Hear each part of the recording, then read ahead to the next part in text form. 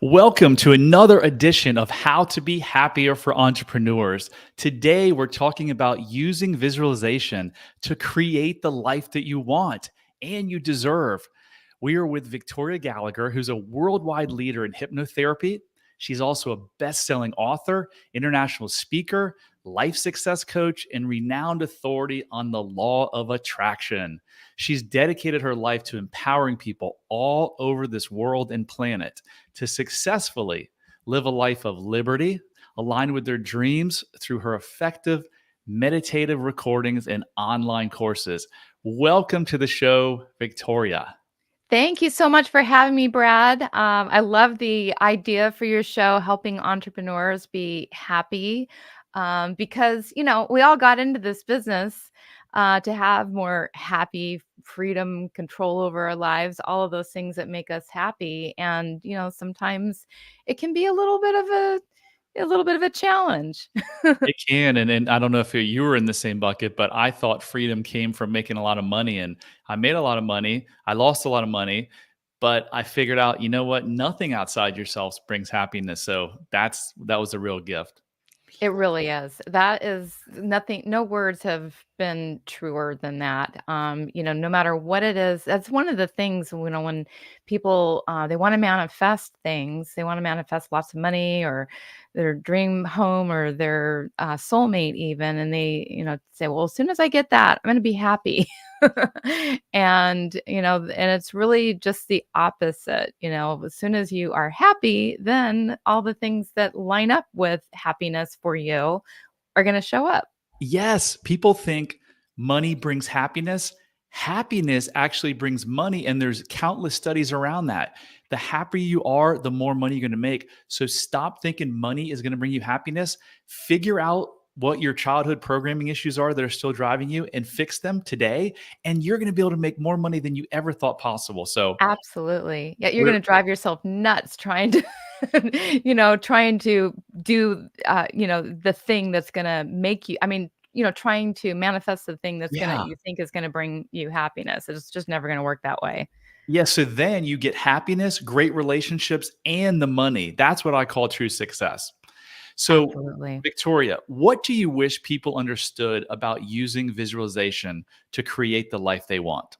Oh, only that it's probably the single most important, most valuable, most effective tool that you could possibly use in order to bring anything into your life.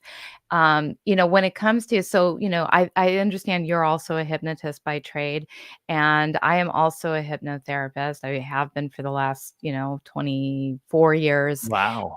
And, one of the keys to actually making hypnosis work, because a lot of times, people have these preconceived ideas that you can just pop in your recording and fall asleep and everything's going to happen in your sleep. And actually what makes hypnosis so powerful and what I incorporate into all of my hypnosis is the use of visualization.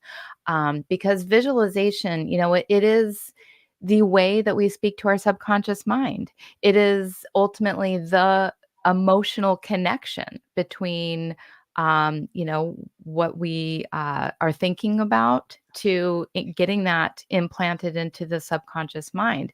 And it's also something, you can't just like sit down and visualize one time and expect everything to happen. It is this consistent, it's like not something you just do one time. It's like you're visualizing all day long.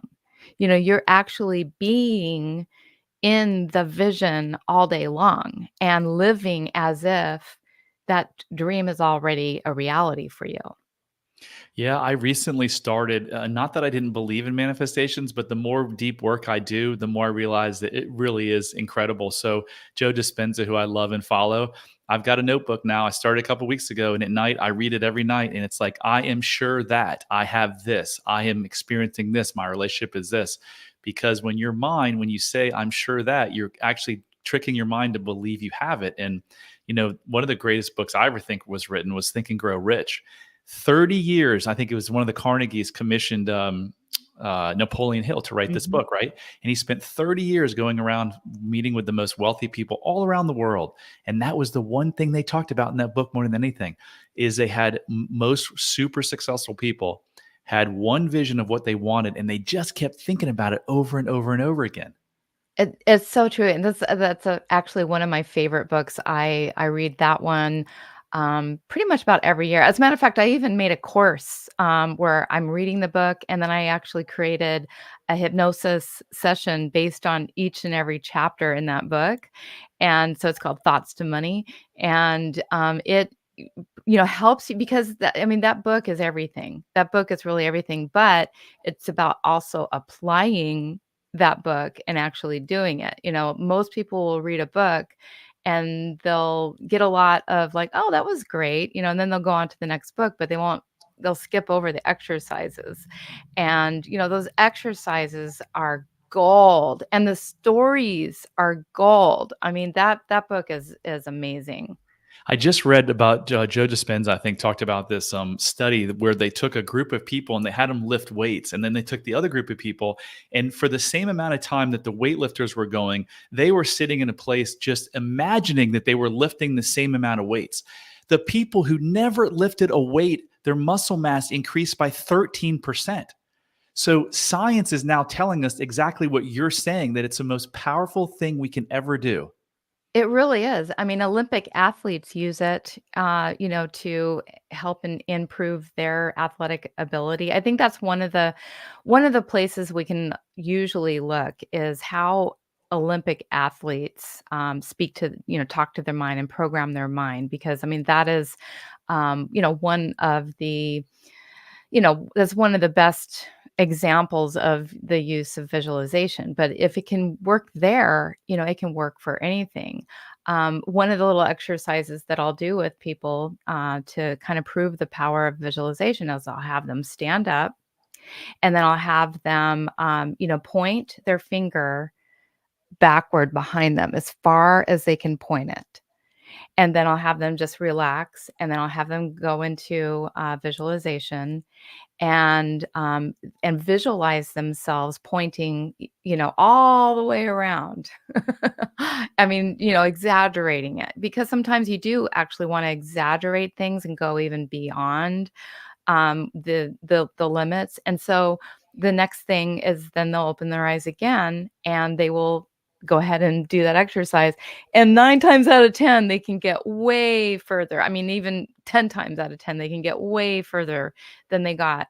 And it's just, the visualization, it works. It works. It fools the mind. It tricks the mind into believing something that maybe you could not really wrap your mind around before.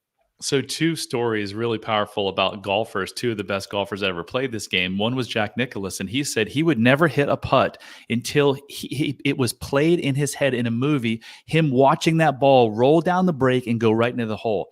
The second really cool thing is a couple months ago, I was watching the Tiger Woods documentary. It's a two-part series. I haven't watched the second part. But do you know that Tiger Woods' dad was friends with, I think, a guy in the Navy who was a hypnotist? He taught Tiger Woods how to hypnotize himself. So when people used to say Tiger Woods is in a zone, he was in a hypnosis zone. So a lot of people are like hypnosis, that's kind of woo woo, and it's like the stage stuff. And so this really legitimizes it that this guy won, God, a lot of golf tournaments through the power of hypnosis and visualization. It really doesn't surprise me at all. And then, there is this thing called the mind body connection. And, the body does what the mind tells it to do. So, visualization really just kind of helps to, I mean, and I don't really necessarily want to go too far into the woo woo side, but I mean, people have managed to cure things, that are going on with their body. I've even I've had experiences where like I had I can't remember what it was. It was like a rash or a wart or something was going on. And I visualized it away. I just smoothed it out that piece of skin, that had the little minor flaw and I just smoothed it away and like within, a really short period of time, it was gone. I mean, it's amazing the way that the mind body connection works. I don't know if you heard that study, the Japanese study, where they took these 13 people and they rubbed Yes. um, the poison Poison ivy. ivy. Yes. Yes, yes. Well, And tell it. I will. So on one arm, they rubbed a substance that was totally safe, or totally non-poisonous, and they told them that this was poison ivy that they were rubbing on that arm. On the other arm, they actually rubbed the poison ivy and said it was the harmless substance. And as it turns out, all 13 people broke out in a rash on the arm that they said was poison ivy, and it was the harmless substance. And only a couple of people broke out on the harmless, on the arm that where the poison ivy was rubbed. It was incredible. I mean, to actually, it's, this whole law of expectation. What you expect to happen generally is what happens. And so when you say things like, it's going to be a great day, well, you're setting yourself up to have a great day. If you say, oh, today's lousy, or, and you start saying negative things and you start programming negative things into your mind, guess what? You're going to set that in motion. I've had to have like difficult conversations with my husband at times. And it's like when how you go and you're Yeah. rehearsing what's going to happen. And so how do you want to rehearse that? Do you want to rehearse the argument that's going to go back and forth? Or do you want to rehearse the, how you want that outcome to be? So whenever I've rehearsed it ahead of time and say, okay, what do I really want this outcome to be? Do I want it, us to come away peacefully? Then I rehearse how we're going to have this conversation, and then boom, that's how it goes, and we end up being able to resolve it really, really easily. Yeah, most people use visualization the wrong way. They visualize the wrong things. I mean, it's on a daily basis, I laugh at things working out for me. I expect things to work out for me, but it wasn't always that way. Until I did the work, until I got in hypnosis, I was the person doing the wrong visualization. Back to your comment, Victoria, on how you can cure health. I've got a book in my hand called Way to Miracles, and he talks Mm. about how self-contempt, which is the opposite of self-love, causes dis-ease, no ease in the body, which causes disease. Mhm. Then behind me on my shelf, I've got a 500-page book by Dr. Gabor Mate called The Myth of Normal. The entire book is how childhood programming, unresolved childhood programming, creates illness. Both of these books by two really smart people who have been doing this a combined almost 100 years, helping people solve physical and mental issues, have said that it is from unresolved stress. Hypnosis and visualization is one of the best things in the world, best ways in the world to turn yourself from self-contempt and lack of self-love to self-love. Tell us why that is. How does yeah, I mean, I'm sorry, ask me the question No, again. no, no, I know you know the answer. I think you're thinking ahead to my next question, but it's because those self contempt are buried in the subconscious mind, right? So Absolutely. to go from lack of self love to self love, you've got to access the subconscious mind, right? Absolutely. Yeah. So many times, there are all of these unresolved issues of, in childhood, from, maybe being made fun of in school, and telling yourself and thinking that the things that people are saying are true. And so you've just adopted these ideas, and then you continue to reinforce those ideas. And then you see the ideas reflecting in the real world, because we have this part of our mind called the reticular activating system, which ultimately it has to show us, it has to filter out everything that is not in, being, it has to filter out everything other the outside of what we normally believe. I'm getting tongue-tied today. That's Uh, okay. it filters out everything that doesn't line up with what, we're presenting to it. It does that to prevent us from, like, going crazy. It actually does that to, make our lives much easier. And so what happens is everything that we believe about ourselves is what gets reflected out there in our outer world. So if we think that we're unlovable, if we think that, the world is a hard place, then that's what the world is going to reflect back to us. We're going to see that. And then what's going to happen? We say, yep, that always happens to me. And Yeah. so then we go and we reinforce it again. I am so unlovable. Nobody loves me. And, I'm worthless. I don't deserve happiness, all of the things. And then, of course, the subconscious mind just says, yep, there's even more evidence. And it just continues. It's like a feedback loop that you get stuck in. So the only way out of that feedback loop is to begin to feed your loop with new information. And you can do that by directly accessing the subconscious mind through hypnosis, through visualizing, through, doing your affirmations on what a loving person, looking at your best qualities, saying affirmations in the mirror, looking at yourself in the mirror every day and saying, I love you.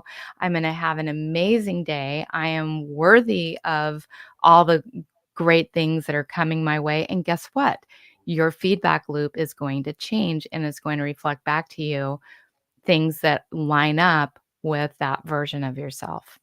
Yeah, it's like you buy a red car and you see all the red cars, right? And so in my life now, everything works out for me. So it's always work every day. I kind of chuckle because that's what I'm looking for. But it wasn't always that way. So if you're listening to this and you're like, I wonder if I have any of these childhood programming issues, but I don't really know, you can go take this 3-minute quiz. It's only 12 questions on my site at bradchandler.com/quiz. And it will tell you, you'll get an instant email telling you exactly your level of self love because the only way you Mhm. can change, you got to have awareness of it. For 47 years, I thought I had self love and I didn't. So this stuff is just so, so fascinating to me. So, Victoria, you call yourself the Law of Attraction Hypnotist. Why? Well, I have over probably the last 24 years, I've really married these two concepts together. When I first became a hypnotist, before that, I, really was studying the law of attraction without really realizing that I was studying the law of attraction. A lot of the books, talked about you create your reality.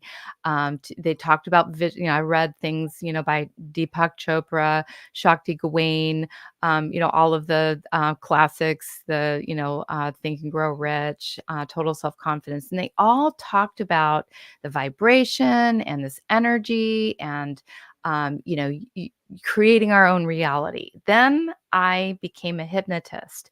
And automatically, I just kind of started incorporating a lot of these principles into my hypnosis. When I was creating my recordings, I would make suggestions about, think about the energy of, your body and projecting this energy out there into the universe. And so I would say a lot of law of attraction-y type of statements. And my hypnosis programs, became very, very known for how effective they were.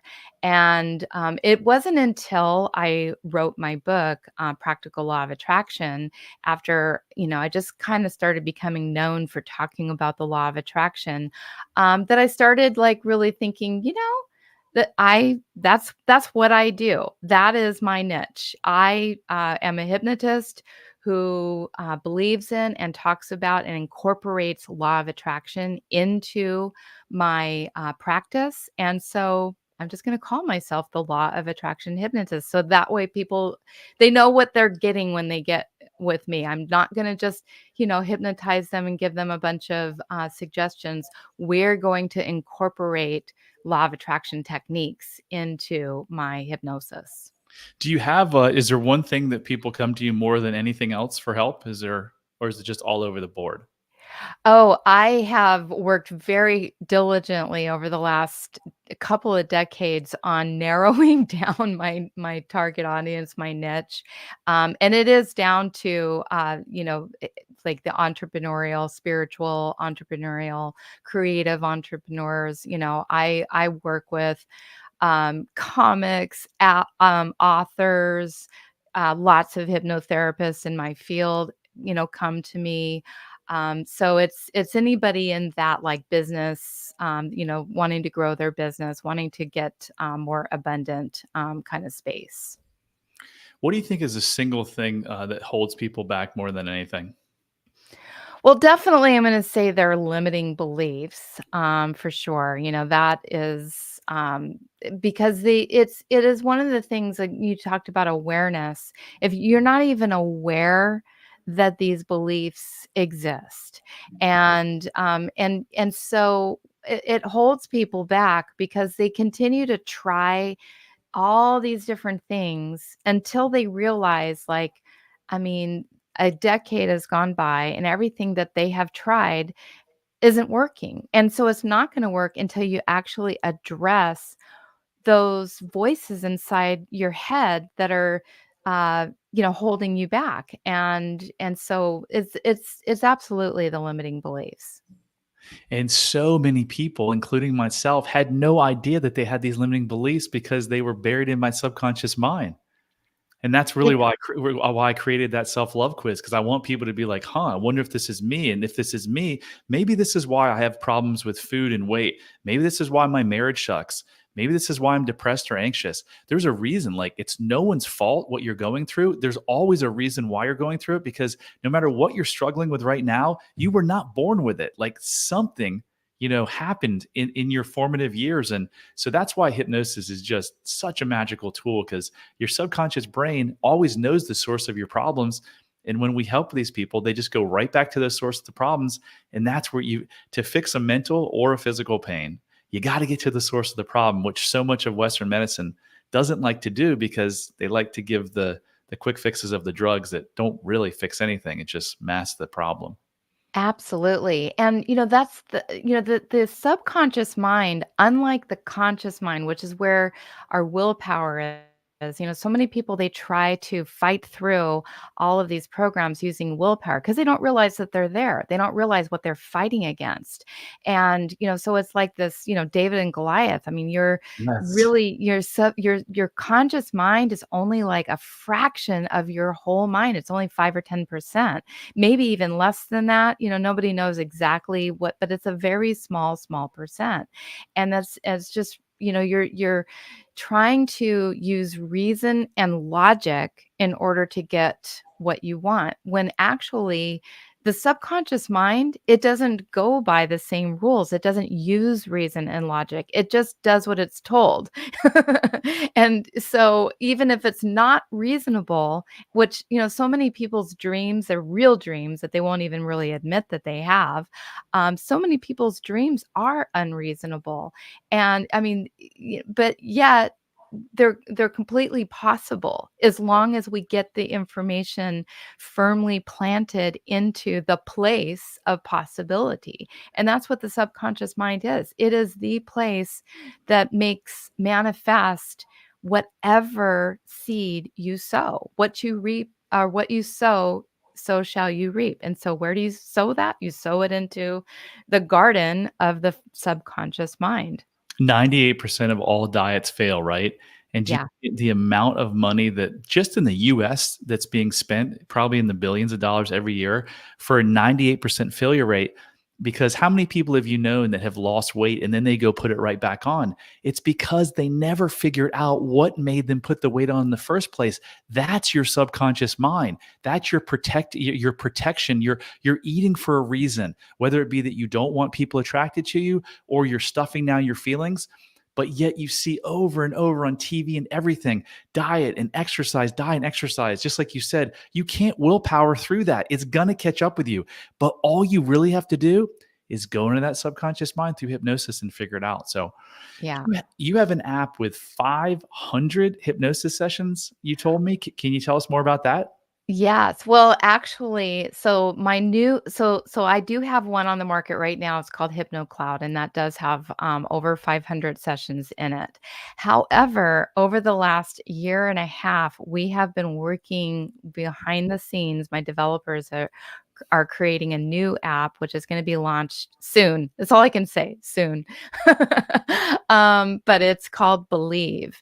And while they have been working diligently on creating the technical aspects of this app, I have been working on lots and lots of new content. So by the time this app comes out, right now we're on target. There's over 1,000 programs in this app. Wow. But in this app, there's videos, there's courses, there's series, there's affirmations, and so many of them now are geared toward manifestation, business owners. I have all kinds of fun sessions in there on even helping people to attract podcast guests to their show. I'll have to listen to that one.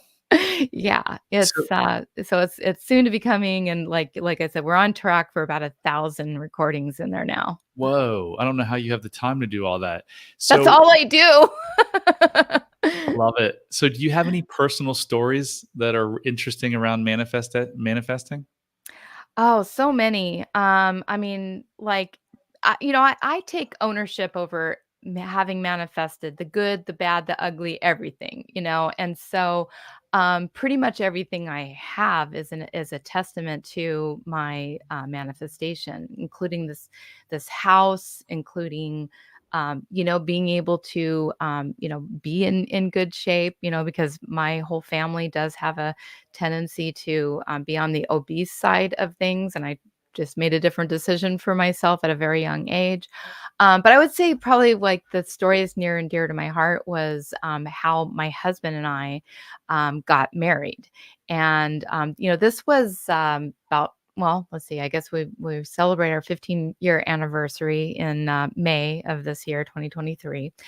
And when we were on the outs for a little while, I'm telling the mini version of the story, but we were on the outs for a little while, and we had been engaged, got unengaged, living in Florida, and I was starting to work with this personal development group where we were working on the law of attraction, and so we all decided we were going to make an intention. We were going to set an intention for something that we were going to manifest. So we all stood in front of the room. We decided, okay, so this is my intention and a by when. We all had a by when. So my by when at this time, it was January of 2007 when I stood in front of that room. And my by when was just arbitrarily, I came up with May of 2007. And so I made my vision board. I'm visualizing, visualizing, visualizing every single day. And I am manifesting for this. My husband's never seen any of this stuff. My boyfriend at the time, he's never seen any of this stuff, didn't know anything that I was doing. And like by March of that year, he comes to me and says, I don't see how we're ever going to get back to a point of getting engaged. And I'm just letting you know that because if you want to just hang out, that's fine. But I am just not really seeing that in the cards for us. And so I broke up with him because I thought, well, maybe the universe is just trying to point me in a different direction. Like I believe so strong in my manifestation that I'm going to get engaged.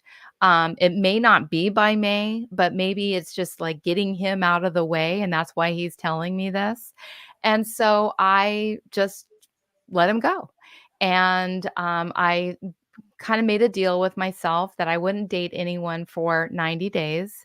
I wouldn't drink. I would work on myself. I wouldn't do anything that would put me into any kind of vulnerable position because I just wanted to get over it and move on with the rest of my life. And so fast forward about to day 88 of this, um, I run into him at a karaoke bar. It was a place that the two of us used to go together.